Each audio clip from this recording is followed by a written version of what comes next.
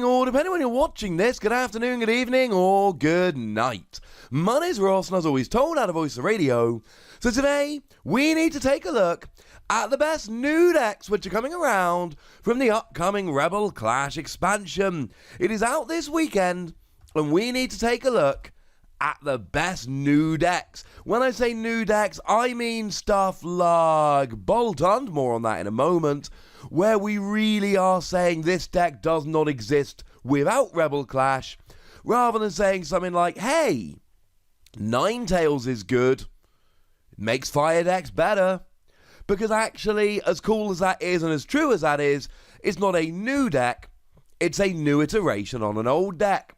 So we might as well start off with first partner Pokemon, and we might as well start off with Rillaboom VMAX. Now, Rillaboom VMAX is a very powerful Pokemon. For 4 energy, it does 130, which doesn't sound amazing, but you then have the option to discard up to 3 grass energy from the Pokemon and deal an extra 50 damage for each one discarded. Basically, it means you're then doing 280 damage, which is frankly a little bit over the top ridiculous awesome. We've been looking for a really good partner for Rillaboom for a while now, because that just gets to accelerate 2 grass energy from your deck.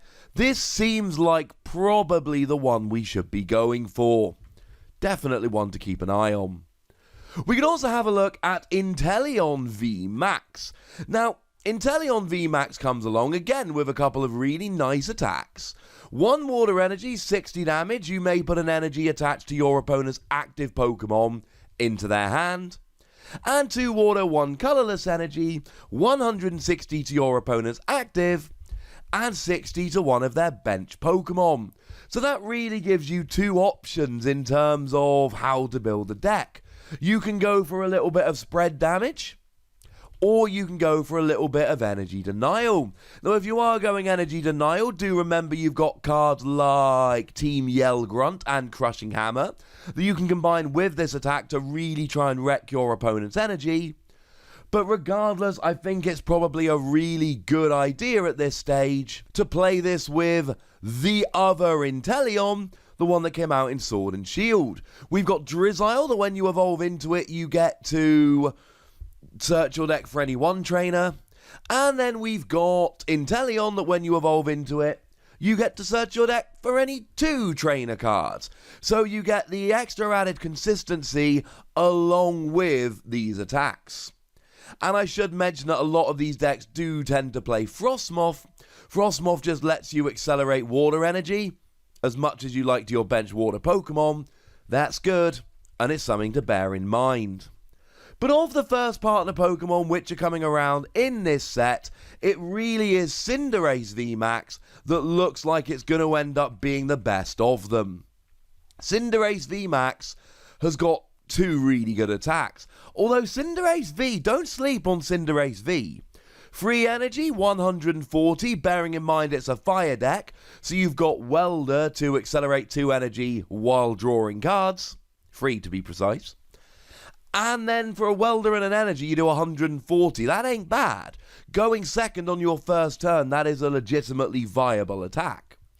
But then when we get to the VMAX, we've got 2 energy, 30 damage, and if it was damaged by an attack during your opponent's last turn, you do that much extra damage. So if your opponent does 200 to you, you then do 230. Bearing in mind you've got 320 HP, a lot of Pokemon are really going to struggle getting a 1-hit KO on a 230 HP Pokemon. And because it's not an outrage attack, you can heal here. You can play a Hyper Potion and heal 120 damage, but you still do as much damage as was done to you. That is a little bit over the top. Awesome. This has been doing very well in Japan. It's got a great chance of doing really well over here. But it is a Cinderace deck.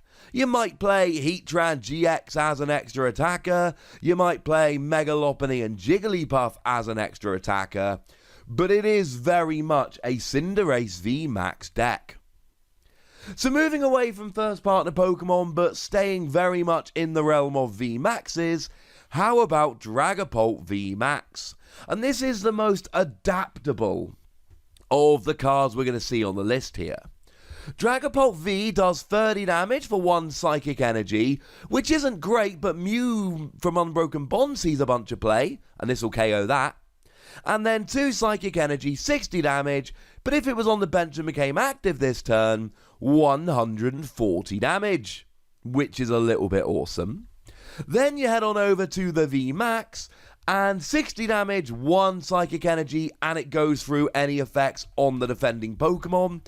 It's not a huge amount of damage, but it's actually one that might come up here or there, and that's kind of awesome. And then we've got 2 Psychic Energy. You do 130 damage to the active, while dropping 5 damage counters to your opponent's bench in any way that you like. It's 2 energy, and the options are great, quite frankly. Now, I should mention Horror Energy at this stage. Horror Energy, if it's attached and you get attacked, you just drop 2 damage counters on the attacker. That's kind of awesome. Although, do look out for Special Energy Denial decks. Special Energy Denial decks can actually hurt you quite a bit here. You have been warned. And there's so many different ways to play this. The straight Dragapult deck that a lot of people have been playing plays stuff like Galarian Zigzagoon with the new Scoop Up Net card. You drop a damage counter when you evolve up into it, but then Scoop Up Net lets you do that over and over again. And often played with Team Yell Grunt, which can be recovered with Mewtwo, which can be reused with Scoop Up Net to do it over and over again. Not to mention, of course, that you could use Coughing and Wheezing with Roxy to drop extra damage counters on all of your opponent's Pokemon. And another really fun option here is Giant Bomb. If your opponent does 180 damage or more, they take 10 damage counters. Bearing in mind this is a deck that really does love spreading damage around, this gets pretty fun pretty quickly. We've also seen it played with Gengar. That's the one from Sword and Shield that lets you move as many damage counters from your Psychic Pokemon to your other Psychic Pokemon.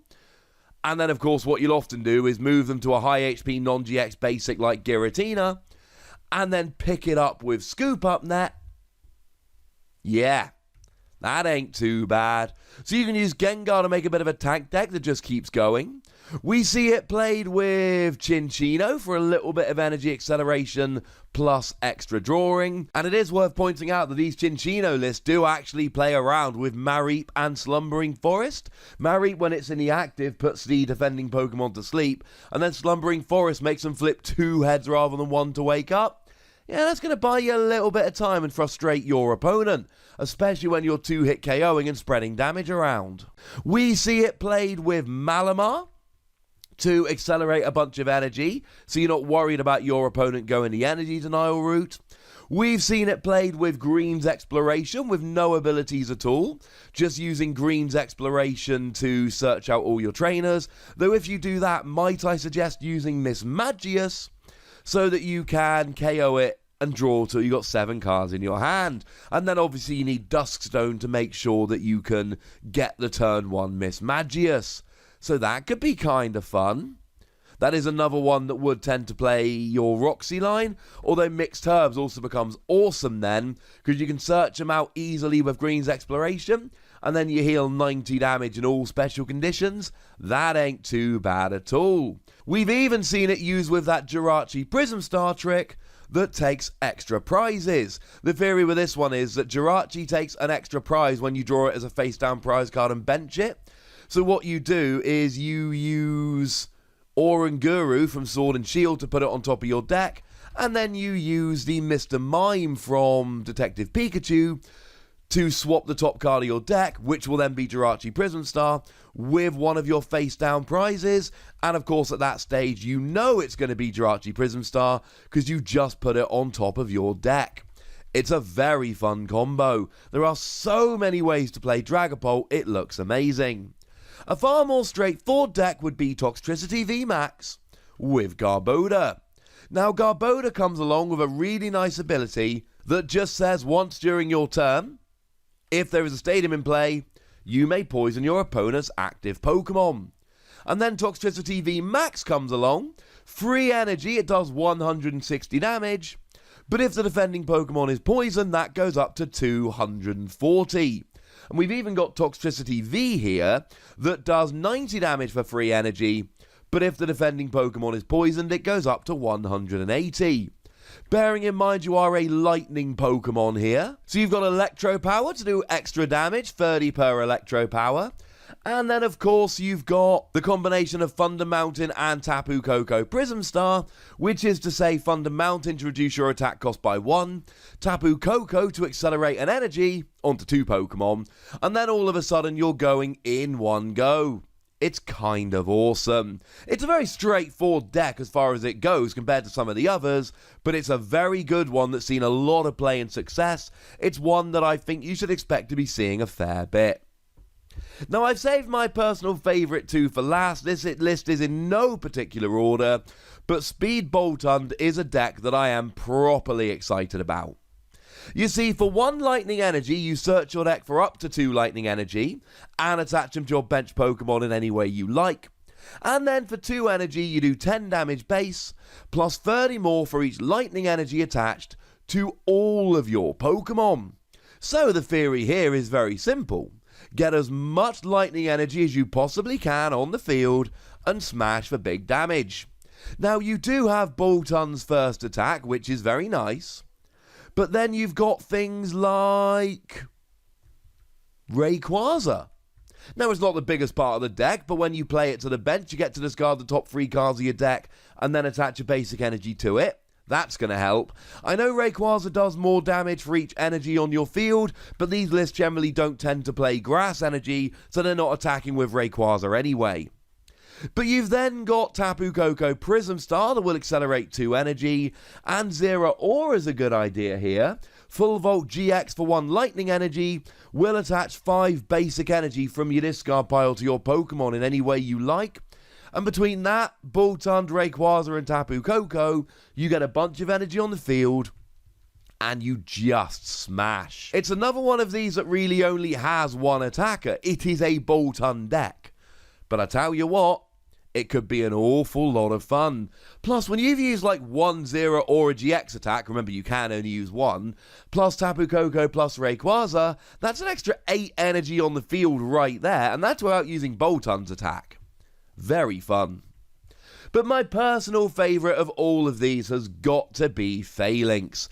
I love me some Falinks. You see, Falinks, there are 2 of them, and they both came along in Rebel Clash. Falinks V says that all of your Pokemon with Falinks in their name take 20 less damage from opponents' attacks. Yes, it does stack, and yes, it does apply to Falinks not V. So if you get 4 of these out, then your Falinks non-V are taking 80 less damage from attacks, which is effectively, basically doubling their HP, and that's if you were going to get 1 hit KO'd. If your opponent was going to do 80 or less damage, they do nothing. Now, it's got a nice attack that for free energy does 210 damage, but in terms of the attack, it's all about Falinks. 2 colourless energy, 30 damage for each of your bench Pokemon with Falinks in its name. Yes, that does include Falinks V. So in theory here, you get 4 Falinks V and 1 Falinks on the bench, you get a Falinks in the active, and you might only have 90 HP, but you're hitting 150 damage while taking 80 less from attacks. That is going to put you into winning mode very, very quickly. Now, the first attack here is really nice. It lets you search for 2 basic Pokemon and put them onto your bench. And might I suggest Capture Energy here? It's a new colourless energy coming in Rebel Clash, and when you attach it to one of your Pokemon, you get to search for a basic and bench it. It's pretty gosh darned important, though not as important as Twin Energy. Twin Energy is a double colourless energy for a non-GX, non-V Pokemon. It is a reason you're able to pay the attack cost of Falinks in just a single energy attachment. And there you go, ladies and gentlemen, those are the best new decks from Rebel Clash. I'm sorry that so many of them are VMAXs. It's weird that there are only 2 that aren't VMAXs and they're my 2 favourites of them, but hey ho. Judging by results in Japan and my own analysis of the set, I feel fairly confident these are the best new decks from the set. Though as always, I am always up to be corrected, so if there are any decks you think I haven't mentioned that I should have, or indeed any of these decks that I did mention that you don't think were worth it, make sure you pop them down in the comment section. And don't worry, there will be a video about the best budget decks coming in the not too distant future.